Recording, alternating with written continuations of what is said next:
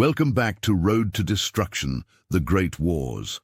In our last episode, we explored one of the greatest diplomatic mistakes of the 19th century, Germany's failure to renew the reinsurance treaty with Russia in 1890.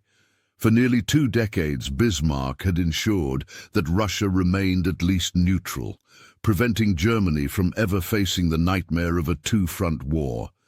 But Wilhelm II, driven by arrogance and misplaced confidence, abandoned Bismarck's careful diplomacy.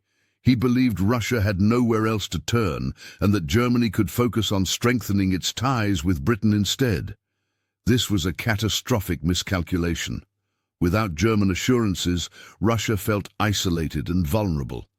Seeing no other choice, it began looking elsewhere for security. And there was only one major power willing to help: France, Germany's bitter enemy since the Franco Russian War. What happened next would permanently change the balance of power in Europe. The birth of the Franco Russian Alliance, 1894, marked the moment when Germany's worst fear became reality. It was now surrounded by hostile powers, facing the very two-front war that Bismarck had spent his entire career working to prevent. How did this alliance come to be? How did France and Russia, two nations with little in common, overcome their differences to unite against Germany? And how did Wilhelm's reckless foreign policy help push them together? This is the story of how Germany's enemies grew stronger and how Wilhelm's failures set the stage for the global catastrophe to come. In 1894, Germany's worst geopolitical nightmare became reality. For years, Otto von Bismarck had skillfully kept Europe's great powers divided, ensuring that Germany remained secure.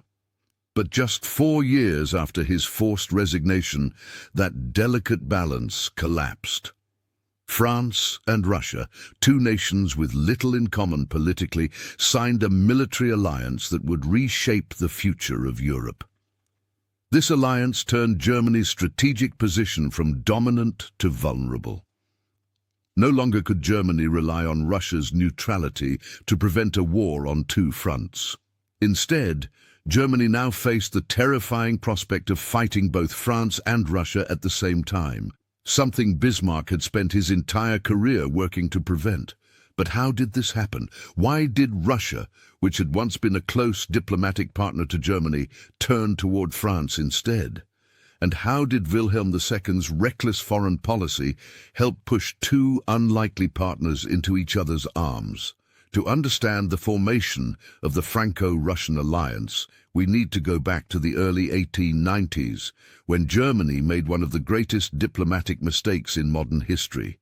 The seeds of the Franco-Russian Alliance were sown in 1890, when Kaiser Wilhelm II decided not to renew the reinsurance treaty, a secret agreement that had kept Russia neutral and ensured that Germany would not face a two-front war. Wilhelm, convinced that Russia would never ally with Republican France, saw the treaty as unnecessary and believed Germany's future lay with Britain, not Russia. But this decision proved disastrous. Without German assurances, Russia suddenly felt isolated. The growing military strength of Germany and its close ties to Austria-Hungary made Russian leaders increasingly nervous. They feared that without German support, Austria might feel emboldened to expand further into the Balkans at Russia's expense. By abandoning the reinsurance treaty, Wilhelm II unknowingly pushed Russia into the arms of its former adversary, France. For decades, France had been Europe's most isolated great power. Ever since its crushing defeat in the Franco-Prussian War, 1871, France had been diplomatically sidelined by Bismarck. Germany had kept France weak and isolated, ensuring it had no allies that could help it seek revenge for its humiliating loss of Alsace-Lorraine. But France never stopped searching for a way to break out of its diplomatic isolation. The loss of Alsace-Lorraine remained an open wound, and French leaders knew they could never challenge Germany alone. That's why the failure of the reinsurance treaty was such an opportunity. With Germany turning its back on Russia, France saw a chance to form an alliance that could shift the balance of power in Europe. At first, The idea of an alliance between Russia and France seemed unlikely. Russia was a conservative, autocratic empire led by the Tsar, while France was a democratic republic that had violently overthrown its monarchy. The two nations had vastly different political systems, ideologies, and ambitions. But in foreign policy, pragmatism often outweighs ideology. Both nations had a common enemy, Germany. While Germany's abandonment of Russia made a Franco Russian alliance possible, it did not happen overnight. Several factors helped push the two powers closer together. One of the most important was economic cooperation. Russia was eager to modernize and industrialize, but it needed foreign investment to do so. France, which had a strong banking sector, was willing to provide that investment. French loans helped finance Russian railways, industries, and military modernization. By the early 1890s, French capital was pouring into Russia, strengthening the economic ties between the two nations. But economic ties alone were not enough to form an alliance. The real turning point came in 1891, when Russia and France signed a military convention. This agreement stated that if either country was attacked by Germany or its allies, the other would provide military assistance. Over the next few years, joint military planning between France and Russia intensified as both nations prepared for the possibility of war against Germany. Finally, in 1894, the Franco Russian Alliance was formally signed. It was a direct response to Germany's growing power and aggression, and it sent a clear message. If Germany attacked either France or Russia, it would now have to fight on two fronts. The significance of the Franco-Russian alliance cannot be overstated. It completely altered Germany's strategic position in Europe. Before 1894, Germany could rely on the fact that Russia and France had no formal military commitments to each other. Bismarck had always ensured that Russia remained at least neutral, preventing Germany from ever being surrounded. But Wilhelm II's reckless diplomacy shattered that advantage. Now, for the first time, Germany faced the very scenario Bismarck had worked so hard to prevent: the possibility of a two-front war. If Germany went to war, it would now have to divide its military forces between fighting France in the west and Russia in the east. This stretched Germany's resources thin and made any future conflict far more dangerous.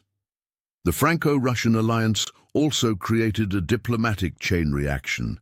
With Germany now facing a united France and Russia, Britain, a traditional rival of both, began to rethink its own position. While Britain did not immediately align itself with either power, the worsening tensions between Germany and Britain in the early 1900s would eventually push Britain into the arms of France and Russia, forming the Triple Entente. Wilhelm II had not just lost Russia. He had set in motion the very alliances that would lead to Germany's ultimate downfall. Rather than learning from his mistakes, Wilhelm II doubled down. Instead of pursuing new diplomatic partnerships, he responded to Germany's growing isolation by increasing military spending and adopting a more aggressive stance in world affairs. This shift in German policy became known as Weltpolitik, or world policy. Wilhelm dreamed of transforming Germany into a global superpower, one that could rival Britain and France on the world stage. But instead of strengthening Germany's position, this aggressive approach would only deepen its isolation. One of the central pillars of Weltpolitik was the expansion of the German navy. Wilhelm was obsessed with naval power and believed that Germany could not be a true world power unless it had a fleet capable of challenging Britain's Royal Navy. This obsession would lead to the Anglo-German naval arms race, one of the key events that would further isolate Germany and push Britain into the arms of France and Russia. But Wilhelm's arrogance did not stop there. In the coming years, his reckless diplomatic blunders, including the First Moroccan Crisis, 1905, the Second Moroccan Crisis, 1911, and his disastrous handling of the Balkan Wars would make Germany even more isolated. The Franco Russian Alliance was a turning point in European history. It ended Germany's diplomatic dominance, isolated it on the world stage, and set the stage for the alliances that would shape World War I. Wilhelm II had inherited a Germany that was strong, secure, and dominant under Bismarck. But his reckless policies destroyed Bismarck's careful diplomacy, pushing Russia into France's arms and creating the very coalition that would one day bring Germany to its knees. But this was only the beginning of Wilhelm's disastrous leadership. His next major move, Weltpolitik, would see Germany abandon even more diplomatic caution in favor of aggressive expansionism. In our next video, we'll explore how Wilhelm's obsession with global prestige led him to challenge Britain at sea, sparking the Anglo-German naval arms race and driving another wedge between Germany and the world's great powers. If you're enjoying this series, hit like, subscribe, and turn on notifications so you don't miss the next episode of Road to Destruction: The Great Wars.